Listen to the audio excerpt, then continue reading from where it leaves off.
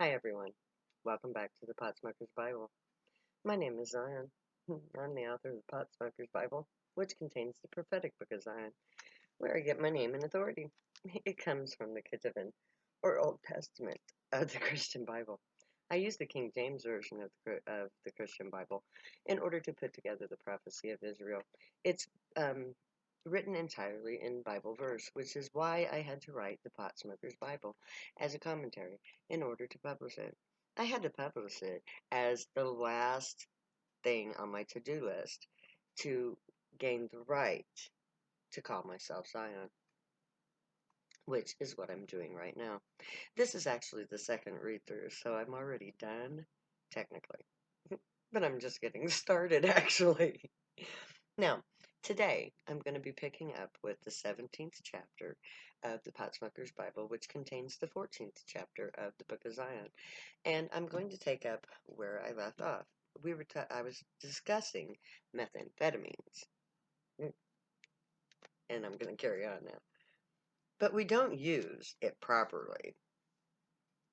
And I am pretty sure our chemists can create a safer drug given the means to do so.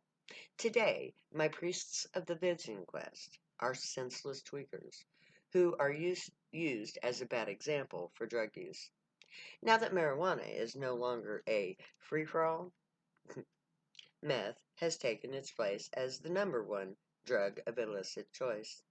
The government has made it their main target, so it is the focus of the drug war. Meth is the new marijuana in the war on drugs. So the prophecy also is asks, is this drug a drug the Grey created? Did the Grey choose meth as a drug acceptable to their people? Is this an acceptable fast for the Grey? Well, not in its current form and use. But yes, the Grey do choose meth heads. The Grey created meth after all.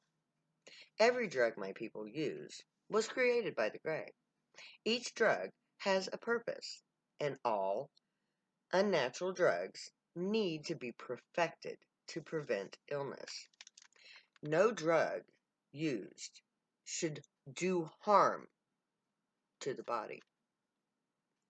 Every drug we have has a reason. Pot is to turn on our gray DNA and could give us telepathy. Meth to fast for visions, for prolonged work, for intrinsic work.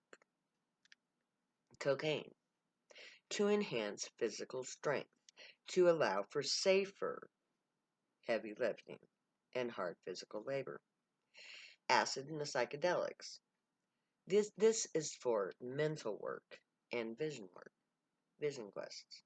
Or these drugs help in healing mental illness and trauma, which we have so much of.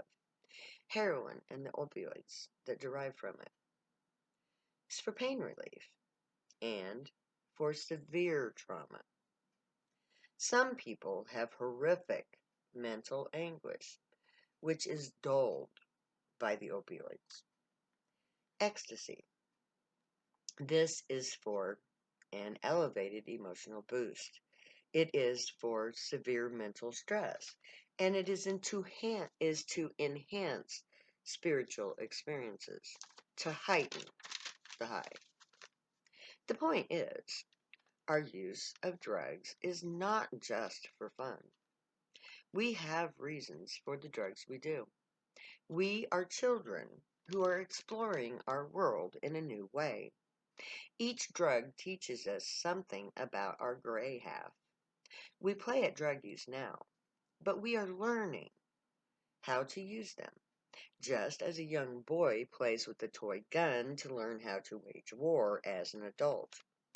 We of the Zionite priesthood party mindlessly now, so that in the future we will know how to use drugs wisely, to communicate with the Grey for the rest of humanity.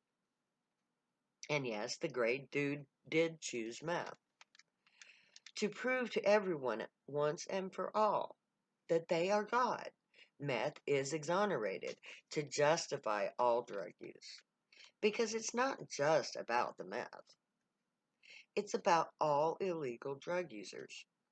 It doesn't matter what drug you choose, choosing any drug means that you have chosen to become gray.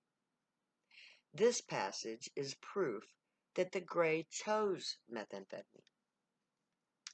Verse 5 in this passage compares the accepted religious fasting of Islam and the Jewish fast to the use of meth. As already stated, the Mid-Eastern fast is just a show of self-deprivation, whereas meth is a tool for higher sight. The show of self-restraint to honor God is all well and good, but seeking visions is more productive. The main reason the Gray instituted the use of methamphetamine was to provide spiritual energy for higher brain functions, i.e., the vision quest. But they also created it to prove that they chose the drug users in all of their chosen forms. This passage says they wrote this to prove that all drug users are to be freed. The use of meth and heavier drugs by my people is just part of who and what we are. We by nature play the humanitarian. We feed the hungry, clothe the naked, and stand by those in need. We take in the homeless and give of ourselves spiritually to those around us. Drugs are tools.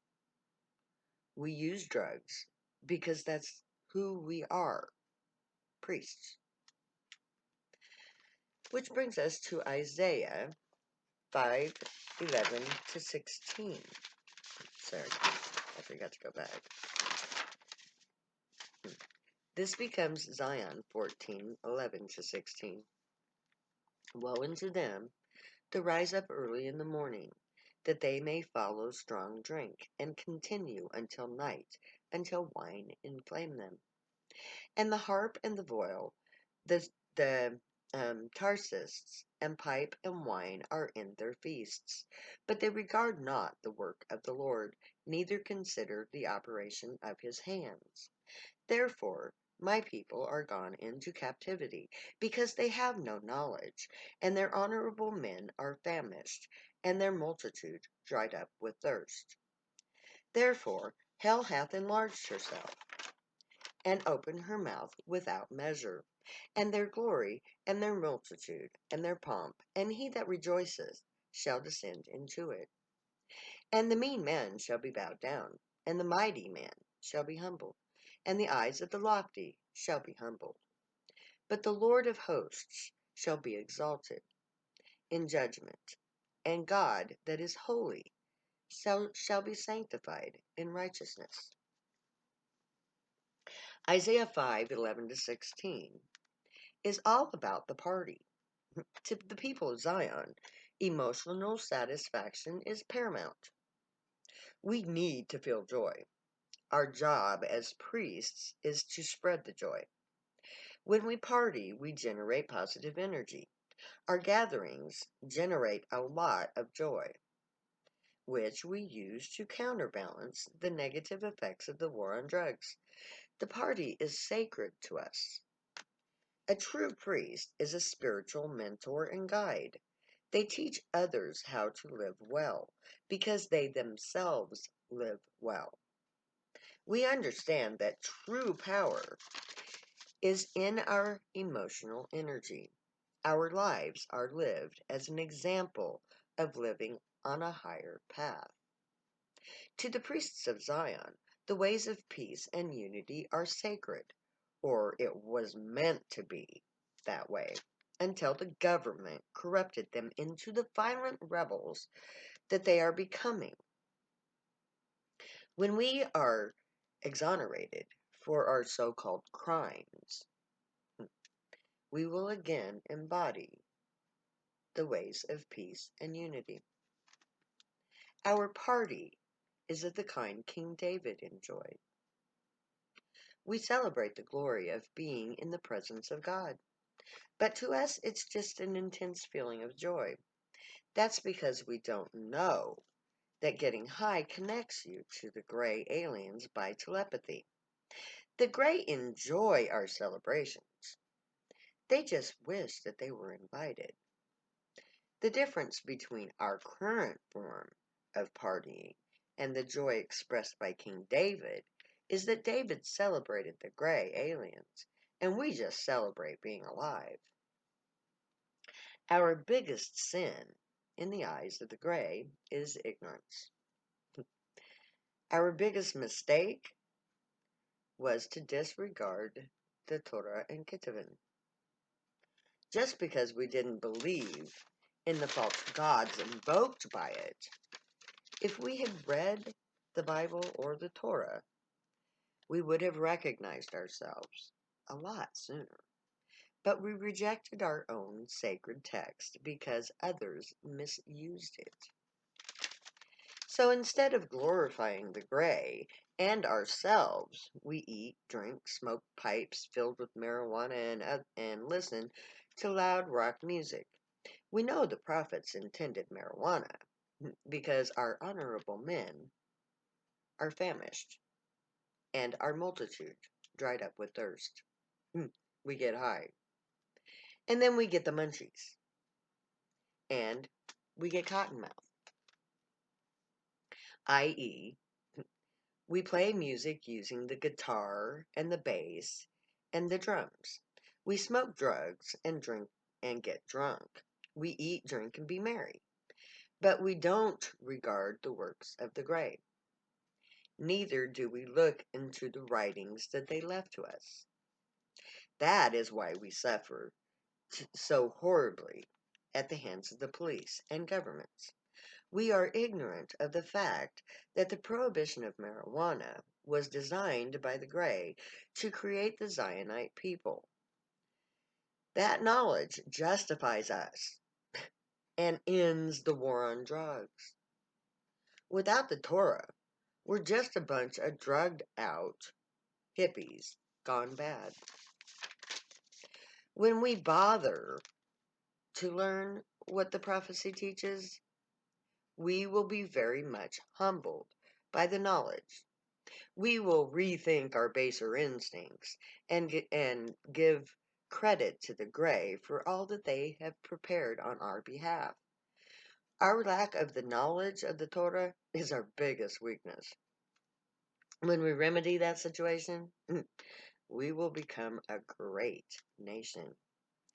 Isaiah 3:16-26 is where we're going to take up next time, because I don't want to start this particular conversation at the end of a video, because this one needs a full episode of its own. So, to all you drug users out there, read the Torah. You are not going to believe how much God loves you and how much effort God has gone to prepare for us everything that we need to get through this very dark age that we're living through now. We're going into the winter of our discontent, my people. And it doesn't matter who wins the election, because either way, America's done. But that's for another day. Also, that is for another episode, another day.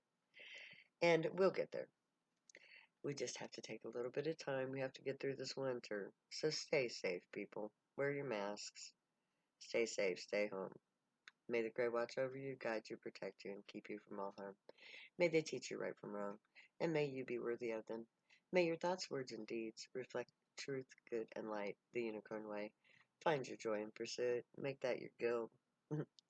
Stay happy and high if you use drugs. You have every right and reason to. Know that I love each and every one of you.